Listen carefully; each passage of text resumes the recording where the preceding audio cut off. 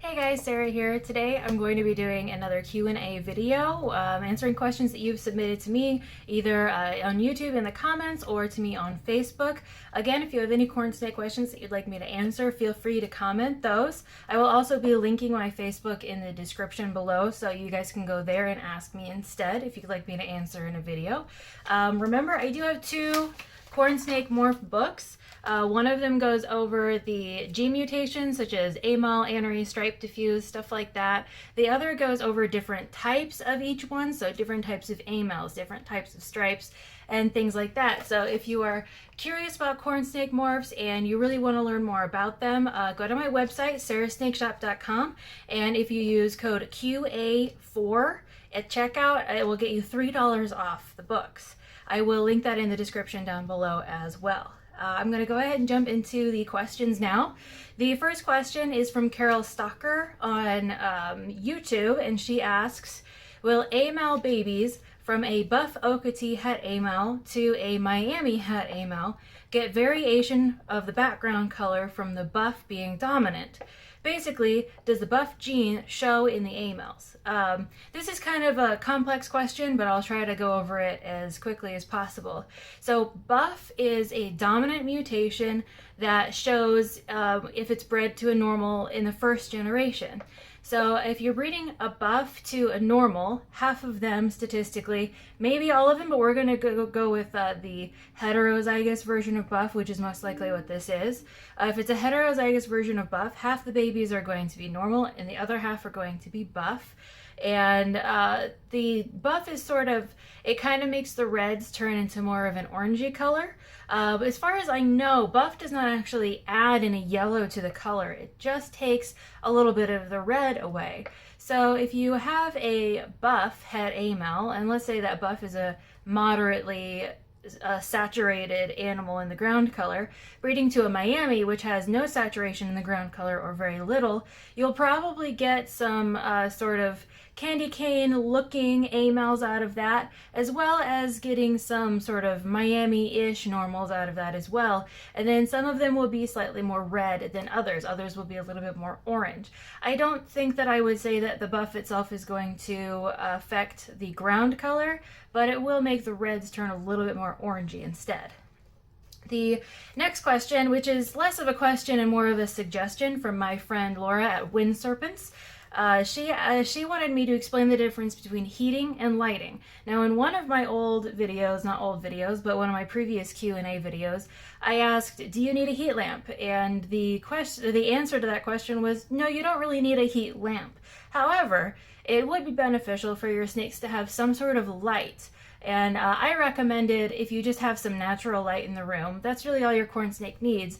And I still stand by that as far as like, does your corn snake need more than that? Probably not. However, she did mention to me that a lot of snakes will benefit from having a halogen lamp in the tank, not in the tank, but above the tank, with some nice natural UVB lighting to stimulate the brain and to stimulate some more natural basking habits.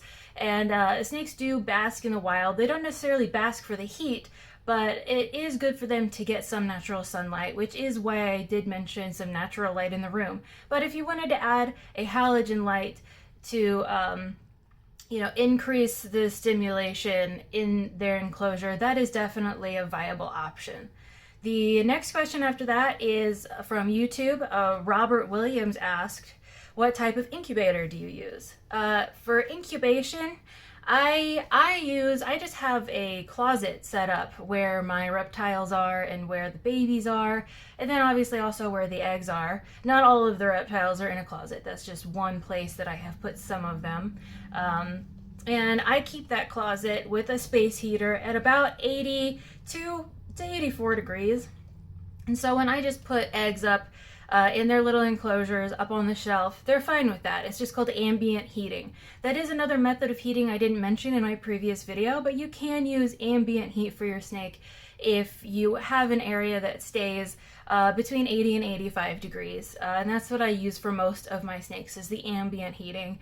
And again, I also use that to incubate my eggs. So that's what I use. However, You can use other types of incubators. There are incubators called the Hovabator.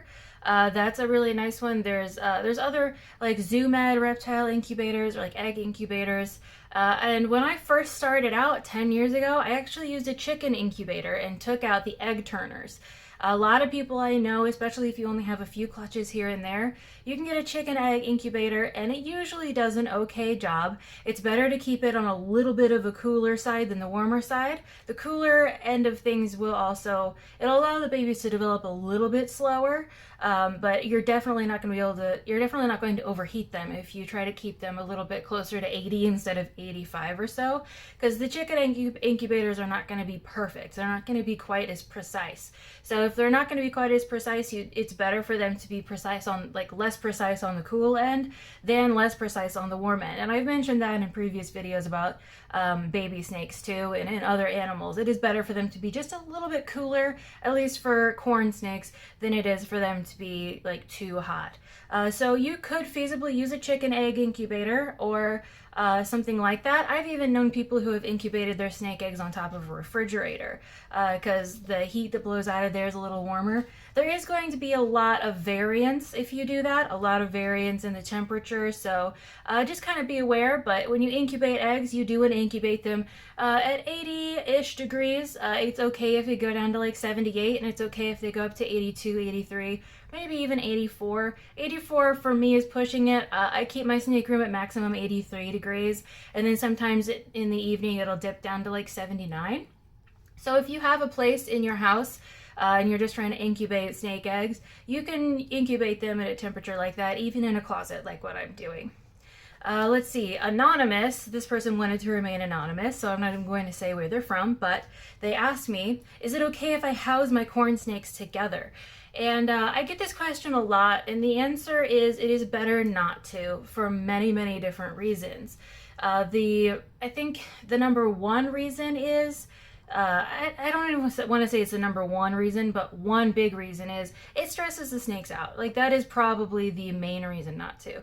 And this stress can lead to a lot of different issues. This stress can lead to one snake throwing up their meal, and then maybe you won't know which snake it is, so you don't know which snake needs special care over the next few weeks in order to like get them back to how their bodies were before they threw up. Because when a snake regurgitates, it really does change their entire stomach system, so you have to be careful with that.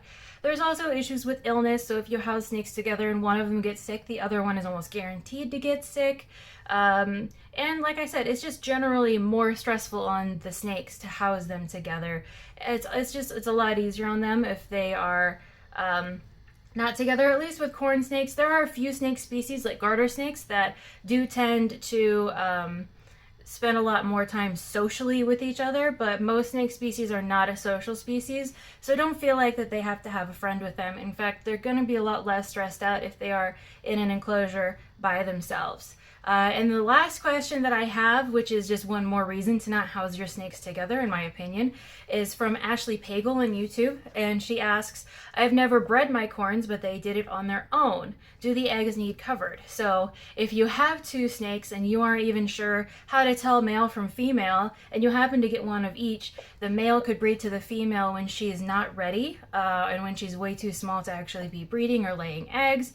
And if you don't know how to care for the eggs or don't want to care for eggs, that's a lot of stress to put on your poor female snake, to constantly have her with a male who's going to want to breed with her all the time. But I will go ahead and answer the next question. Do eggs need covered when they're incubated? It's not so much that they need covered, but they do need a high amount of humidity. I try to keep my humidity between 75 and like 100% with my eggs. And so you can cover them. I would not recommend covering them with like a moist cloth or anything. That's going to be a lot more moisture than they need. But if you can get some sphagnum moss or something like that, you can cover them with some moist sphagnum moss. That's all I'm going to answer today. This video so far is under 10 minutes. I wanted to try to keep it that way. Again, check out the description for a code to get some money off of these books on my website, and put any questions down below if you'd like me to answer anything in the future, or if you'd like me to clear something up about this video.